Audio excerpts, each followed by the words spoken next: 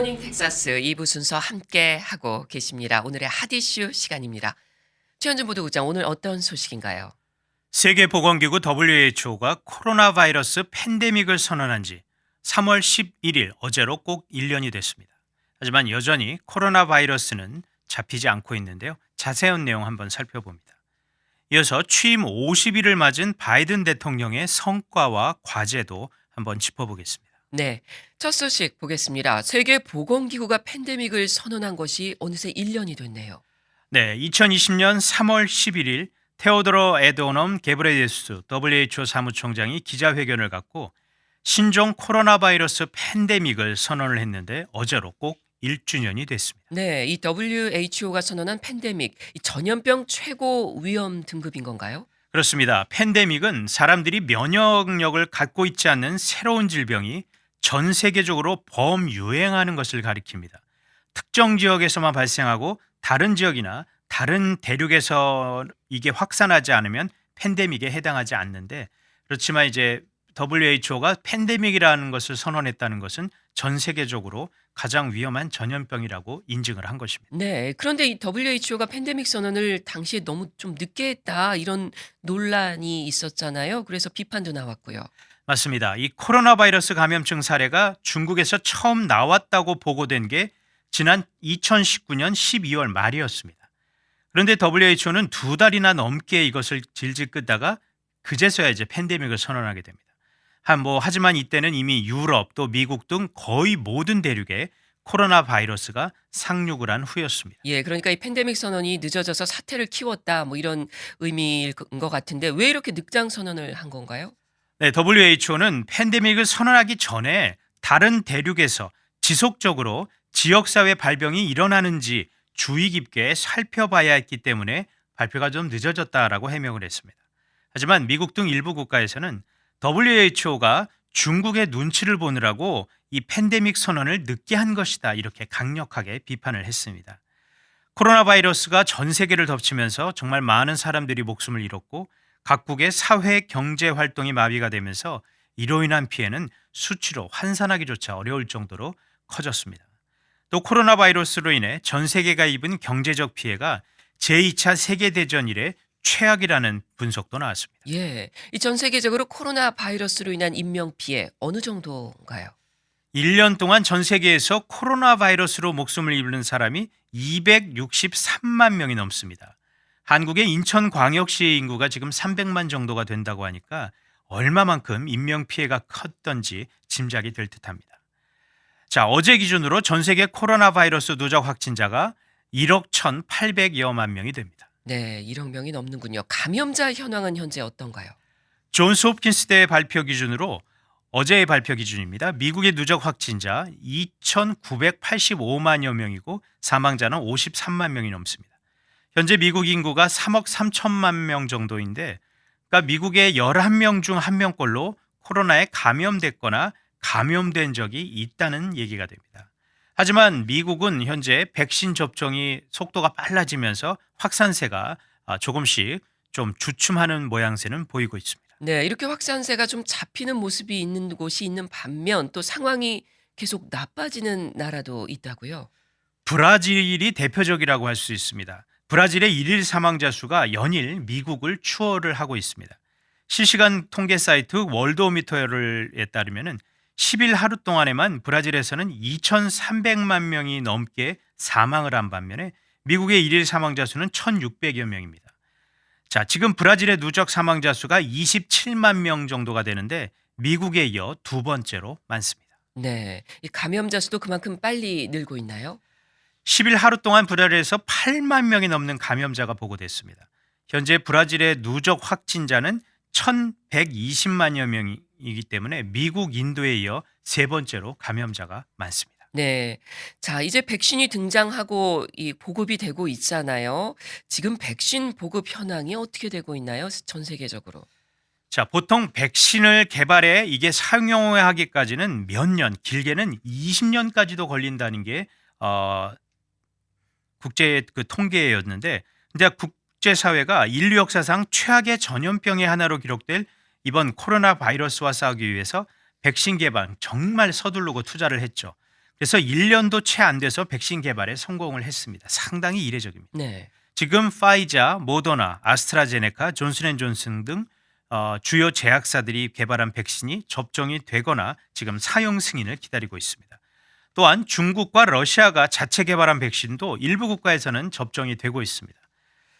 WHO는 다른 국제보건기구들과 연대를 해서 저개발 국가들에도 이 백신 공급 프로그램을 진행을 하고 있습니다. 네. 자, 이런 가운데 이 WHO에 대한 논란도 끊이지 않고 있어요.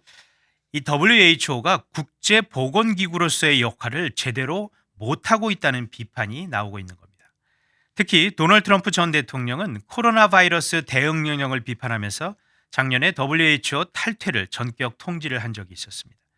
하지만 프랑스, 독일 등 유럽 주요 국가들은 그럼에도 WHO를 중심으로 국제사회가 이번 사태에 공조해야 한다 이렇게 촉구를 했고, 바이든 행정부는 지난 1월 취임 첫날에 WHO 복귀를 선언을 한 상태입니다. 네, 잘 들었습니다.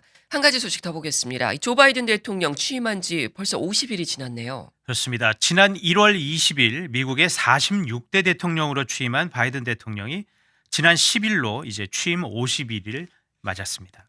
바이든 대통령은 취임 100일 안에 코로나 바이러스와 경기 침체, 기후변화, 인종 불평등, 이민 문제 등 당면한 현안들을 해결하겠다는 의지를 보였는데, 지금 목표 기한의 한 반 정도가 지난 현재 약속한 바를 이미 달성을 한 현안들이 있는 반면에 아직도 실행에 옮기지 못한 현안들도 제법 있습니다. 네. 자, 그렇다면 우선 바이든 대통령이 이룬 성과들이 뭐가 있는지 좀 살펴보죠. 네, 바이든 대통령이 취임 50일을 기념하는 큰 선물이라고 할 수 있는 일이 지난 수요일에 있었죠. 어제도 많이 전해드렸듯이 연방 하원이 1조 9천억 달러 규모의 코로나 경기 부양안법이 통과를 시킨 건데, 자, 코로나 피해 보전을 위해 대규모 경기 부양책 추진, 바로 바이든 대통령이 가장 중요하게 생각을 했던 공약 가운데 하나였습니다. 자, 하지만 부양책의 규모가 워낙 크다 보니까 공화당의 반대로 난항도 상당히 있었는데, 법안 내용이 조금 수정되기는 했어도 지난 주말에 이제 상원을 통과한 데 이어서 수요일 날 이 하원까지 통과가 됐고, 바이든 대통령이 예정보다 하루빨리 어제 이 법안에 서명을 해서 일반 개인들에게 전달될 1,400불 지급도 빠르면은 이번 주말서부터 지급이 될 것이라고 합니다. 네. 이 코로나 경기 부양안과 함께 바이든 대통령이 가장 강조했던 게 바로 코로나 백신 보급이었죠. 맞습니다. 바이든 대통령은 취임 100일 안에 1억 회분 분량의 백신을 보급하겠다 이런 계획을 세웠었는데, 예상보다 빨리 백신 보급이 이루어지면서 이르면 다음 주말에 목표 달성이 이루어질 수도 있을 것으로 보입니다. 현재 미국의 평균 일일 백신 접종 건수가 200만 건이 넘는데, 바이든 대통령 취임 후 총 7,500만 회의 백신 접종이 이미 이루어졌습니다. 그렇군요. 자, 또 다른 성과라면 어떤 게 있을까요? 기후변화 대책에서도 상당히 빠른 행보가 보여졌습니다. 바이든 대통령은 취임 첫날에 환경오염 문제가 제기됐던 대규모 원유 수송 사업이죠. 키스톤 엑셀 파이프라인 프로젝트 허가를 취소를 시켰습니다. 또 북극권 야생동물 보호구역에 대한 시추 작업을 금지하는 한편 연방 토지와 바다에서 석유와 천연가스를 시추를 금지하는 그런 행정명령도 내렸습니다. 또한 파리 기후변화 협정에도 재가입을 하면서 이 트럼프 전 행정부의 기후변화 관련 정책이 완벽하게 뒤집히게 됐습니다. 예. 이민과 관련해서도 전임 이 행정부의 정책을 되돌려 놓는 발표들이 많았잖아요. 그렇죠. 바이든 대통령은 남부 국경 장벽 건설 중단시켰고, 이슬람교를 믿는 국가들이 줄을 이뤘던 13개 국가를 대상으로 했던 입국 금지 조처도 폐지를 했습니다. 또한 멕시코 국경을 넘은 가족 재결합을 위한 이 부처 간 합동위원회 태스크포스도 구성을 했고요. 바이든 대통령은 또 불법 이민자들에게 합법적인 거주 신분을 부여하는 이민 법안을 의회에 발의하기도 했는데, 여기에는 어릴 때 부모를 따라 이민을 온 불법 체류자, 즉 드리머들을 구제하는 내용도 포함이 됐습니다. 네. 자, 아직 구체적인 성과는 내지 못했지만 진전을 보이는 공약도 있겠죠?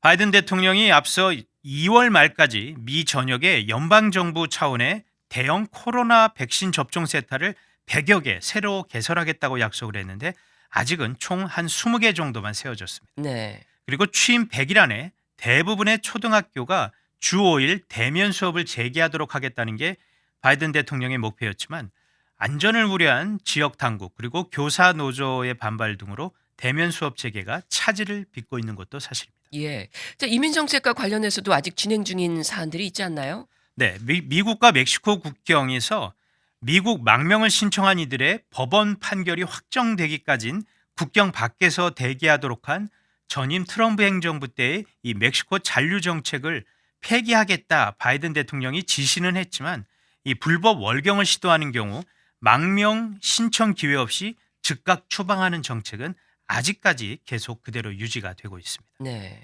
전임 트럼프 행정부는 코로나 사태가 발생하자 공중보건법에 따라서 이 국경을 넘어오는 사람들을 즉시 추방한다고 밝힌 바가 있었습니다. 예, 마지막으로 아직 시행에 들어가지 않은 과제들은 뭐가 있을까요?